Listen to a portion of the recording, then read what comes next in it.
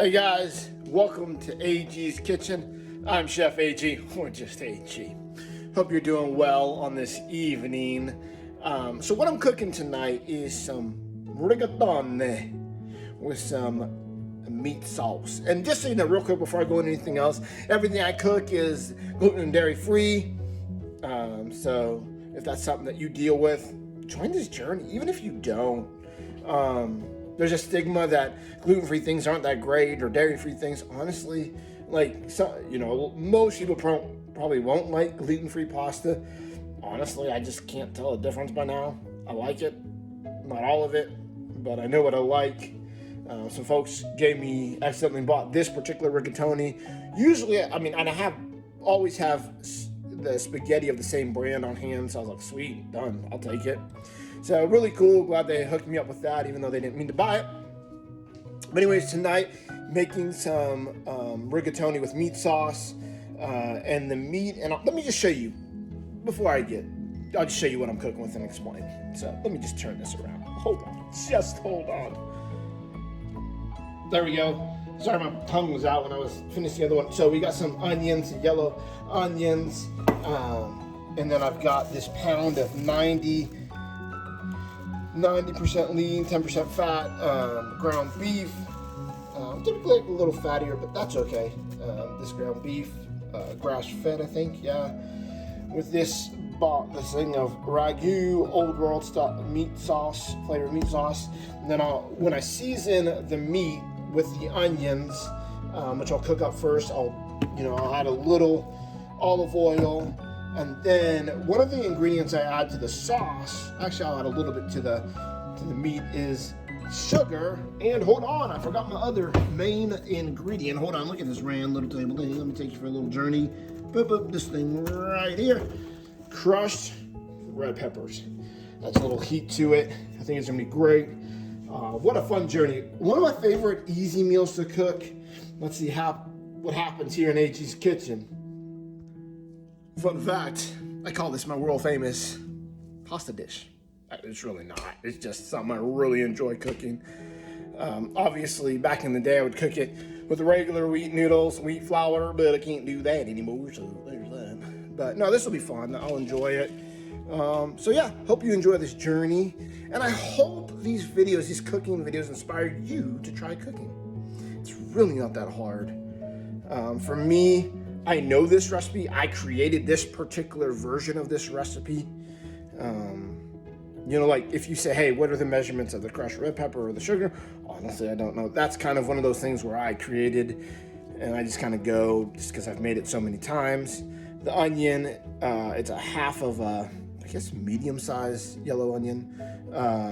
So yeah, every now and then I like to add onions. Sometimes I don't. If I can, I'll add green peppers with that too, just to beef up the sauce, if you will.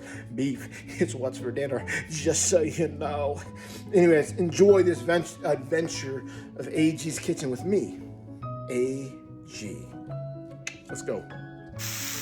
Oh, look at that. Can you see that cooking? You hear that? Oh, that's going to be epic. Woo! Only in AG's Kitchen. Catch it. What? So the beef is almost cooked up. It's browned up pretty good. So what I'm gonna do is I'll pour the sauce in a pot, and then I'll pour this beef, onion. I did add Italian seasoning into it. Kinder's wood fire blend into that pot, and then I'll put that on low to simmer while I cook the pasta. So take a look real quick before I take it off the stove. That looks really good. Ooh, it looks good. Okay, so I've got the sauce on low. I'm about to cook the pasta. Here's what the sauce looks like right now. Because I used that big jar of sauce, it doesn't look like there's that much meat in there, but I'll just show you anyways. Here's what it looks like right now. Looking good. Yeah, looking good. So the water is boiling for the pasta right now. And then we got the spaghetti sauce on the lowest setting. rocking and rolling.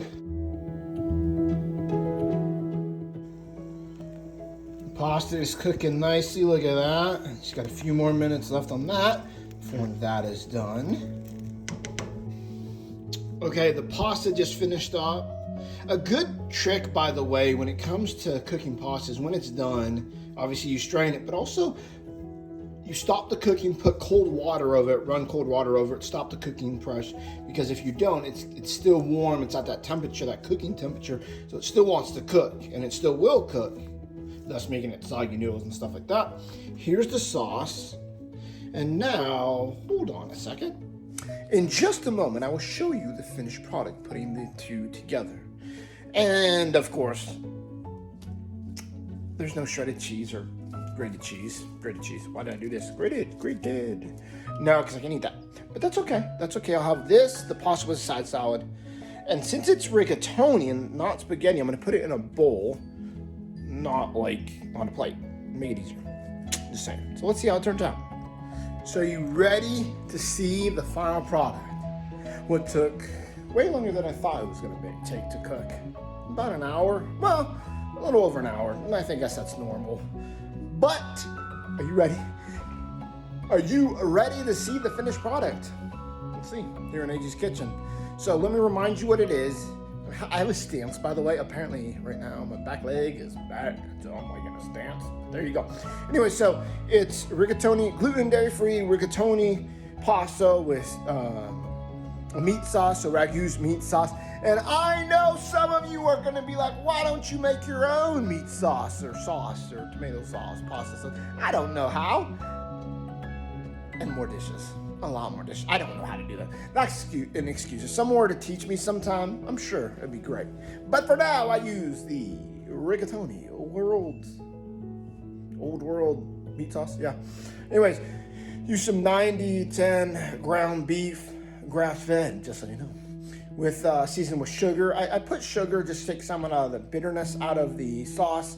Italian seasoning, ground red pepper, crushed red pepper, excuse me. Oh, by the way, I use monk fruit sugar, a lot healthier than the regular sugar. So there you go. And I've heard people think I'm weird for using the monk of the fruit of the sugar, but it works. It doesn't. I don't see any difference. That's just me. It doesn't bother me. Whatever. Kinder's wood fire seasoning, and then I found a sesame ginger gluten dairy-free dressing.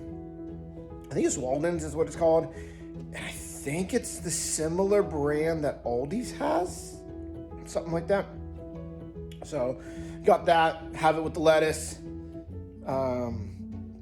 put it on the salad kind of thing. So there you go. Anyways, let's take a look a little over here. Are you ready? Are you ready? Let's take a look to see how everything turned out. Here we go. Sorry for the coughing, folks. There we go. Look at that. Looks fantastic. I'm working my camera skills that I really don't have. But anyways, this is how it turned out. I really like it. Tried it and see those onions that are nice and cooked down in there. So yeah, awesome. So I hope you enjoyed this adventure of AG's Kitchen. You never know what I'm going to cook, neither do I. Technically I have a list of meal ideas. Typically, I will stick to something in that. Or maybe, I think there's something in my throat, create a version that might combine some different things. But I typically write a shopping list or dinner list, meal plan list. That's how I shop. It's put on the fridge. Anyways, hope you enjoyed it. And until next time, thanks for joining Chef AG in AG's Kitchen. Take care.